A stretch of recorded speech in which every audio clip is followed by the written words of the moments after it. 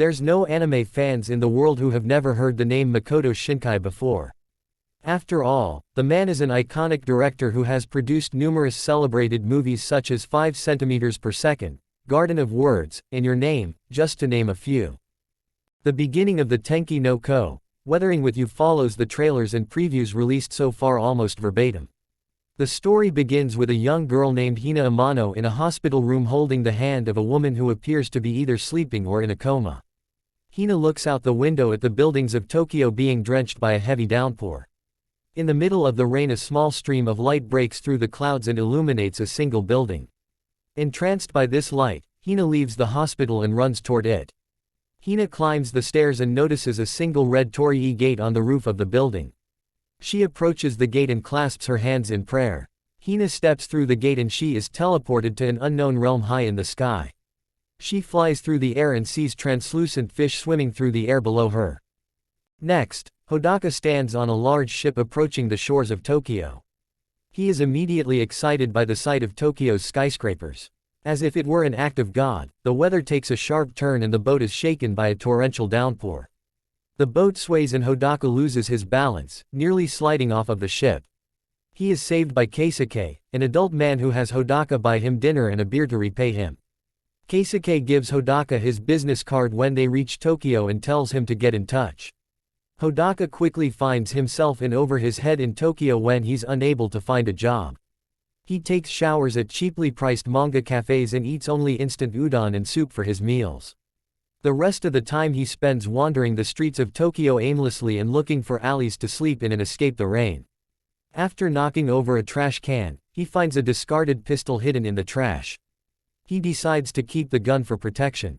One day, as he falls asleep in a McDonald's, a staff member gives him a burger out of pity. That staff member happens to be Hina. Hodaka decides to give Quesake a call and heads to his home to talk about a job offer. At the house, Quesake is nowhere to be found. Instead, Hodaka meets Natsumi, a beautiful woman asleep on the couch. She wakes up and introduces herself as Keisake's assistant. Hodaka asks what her relationship is to Quesake and Natsumi flirtingly winks and says their relationship is exactly what he imagines it to be. Quesake returns and explains the job offer to Hodaka, an assistant for an occult, supernatural magazine. In return for room and board, a cell phone, and meager pay, Hodaka becomes Keisake's assistant and reporter for all things supernatural. Quesake gives Hodaka the task of helping them investigate the rumors of someone known as the 100% sunny girl who has the power to stop the rain. Hodaka spends his days cleaning the house and office, interviewing people, and writing stories on supernatural occurrences. While the work is hard and the pay is low, Hodaka finally finds himself living a steady life in Tokyo. One day Hodaka notices Hina being pestered by 2 sketchy-looking men who try to convince her to come do an easy job for them. While the job isn't specified, these type of men often target young women around train stations in Tokyo to work at kyabakura clubs. At kyabakura clubs, young women wear skimpy clothing and entertain older men while serving drinks. Trying to act the hero, Hodaka lodges himself at them and grabs Hina's hand, telling her to run away. The 2 men catch up to them and one of the men pins Hodaka to the ground and starts beating him up. Hodaka pulls out the gun and the man eggs him on, confident he won't pull the trigger. Hodaka fires the gun, but luckily no one is hurt and both men are stunned into silence. Hina grabs Hodaka and the 2 run away together. In an abandoned building, Hina scolds Hodaka for firing the gun and acting so carelessly. She tells him that she didn't need his help. He throws the gun on the floor in frustration. Hina comforts him and tells him that she knows he's a runaway. She officially introduces herself and takes him to the roof of the building, the same location as the red Torii from the beginning of the film. As the rain continues to fall, she looks at him and says, "Don't worry, it's gonna clear up soon." The sun begins to break through the clouds and Hodaka turns back to Hina, astonished. Hina clasps her hands and closes her eyes in deep concentration and Hodaka realizes that she is the rumored 100% sunny girl. She smiles to confirm his suspicion. The 2 become business partners and Hodaka visits Hina's apartment where he meets her brother. He learns that since the passing of their mother, Hina and her little brother Nagi live alone. Together, they create a website for people to order sunny weather at the price of 3,400 yen, around $31 USD. They receive orders immediately and quickly get to work. From requests from young children to orders from large companies, Hina, Hodaka, and Nagi work hard to fulfill every order. During one job for an old woman, they learn about a world above the clouds that used to exist a long time ago. This story alludes back to the very beginning of the film where Hodaka says, "On that summer day, above the clouds, we changed the shape of the world."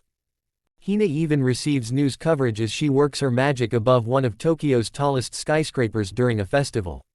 Afterward, Hodaka and Hina watch the fireworks on the roof of the building and Hina thanks Hodaka for helping her and that she really loves being the 100% sunny girl. As Hina's 18th birthday quickly approaches, Hodaka decides to buy her a ring as a gift. During a day out with Quesake and his daughter, Hodaka introduces Hina to Quesake and Natsumi. The two are happy to finally meet the fabled 100% sunny girl. After the outing is over, Hodaka walks Hina home and struggles to find the right time to give her the ring. As he summons up the courage to pull the ring out of his pocket, a violent wind blows past him and he braces himself. When he opens his eyes, Hina is floating in the air. She comes back down to him and Hodaka notices that parts of her hand and arm are as transparent as the rain.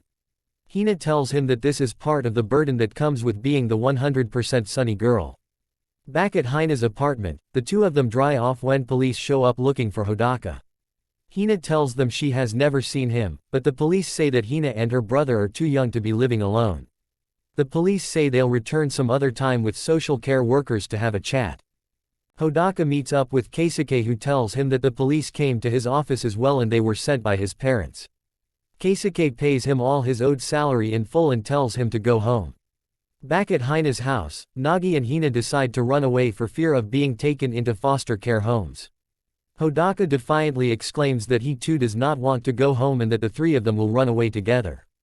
During one of Tokyo's worst typhoons, the three of them hit the streets in search of a hotel to spend the night. They are approached by concerned police officers who identify Hodaka as the runaway boy they are looking for. Hina inadvertently summons a lightning bolt which causes a parked truck to explode. The police are distracted and Hodaka, Hina, and Nagi are able to get away. They rent one of the few rooms available for a whopping 30,000 yen, around $280 USD. Hina gets ring finally able to relax, they take a bath, raid the mini fridge, and sing karaoke until Nagi falls asleep. After a roller coaster of a day, Hodaka finally has some alone time with Hina and summons up the courage to give her the ring he bought her.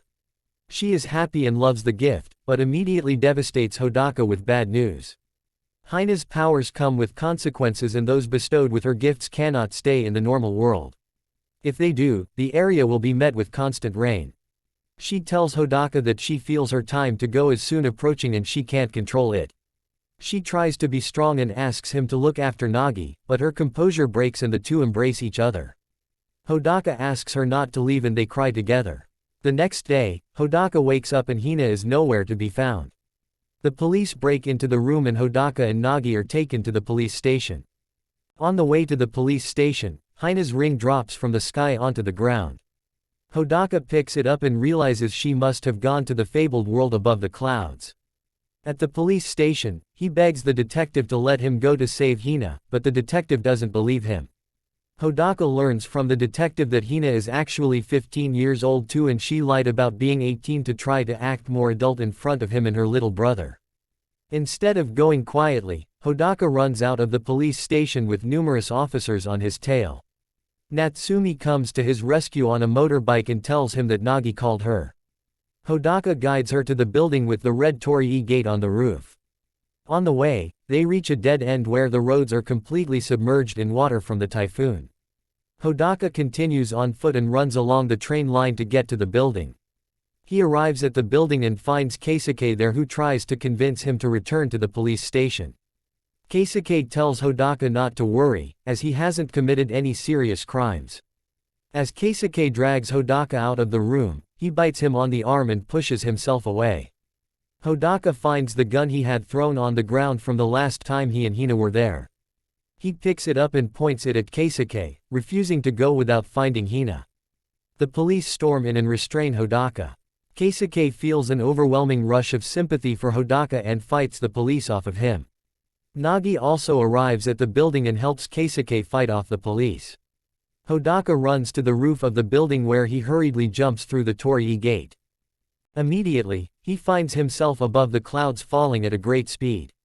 He sees a large cloud with fields of grass above it. He shouts Hina's name and tries to move toward her. Hina awakens at the sound of his voice and sees him falling. She runs to the edge of the cloud and jumps toward him.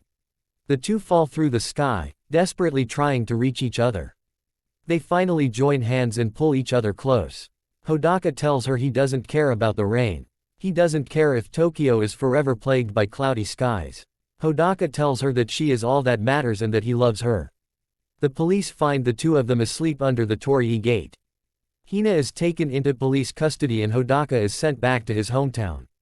He is watched heavily for fear that he may run away again. Over the next 3 years, Tokyo remains under constant rain and becomes almost completely submerged in water. Some buildings are completely engulfed by the sea, and instead of the numerous Tokyo train lines, people are forced to get around by ferry. In those 3 years, Hodaka and Hina remain out of contact. However, as soon as Hodaka graduates high school, he moves back to Tokyo to attend university while living on his own. He meets up with Quesake, whose business has expanded into an office in a Tokyo high-rise with 2 hired assistants. Hodaka also visits the old woman who hired their weather services all those years ago. She tells him that many centuries ago Tokyo was all ocean, so in a way they are just returning to how things were before. While walking the same path he and Hina used to walk, he sees a young girl in a high school uniform clasping her hands with her eyes closed. He recognizes Hina and calls out to her with tears in his eyes. She runs to him and the two embrace each other, telling each other everything is going to be okay from now on.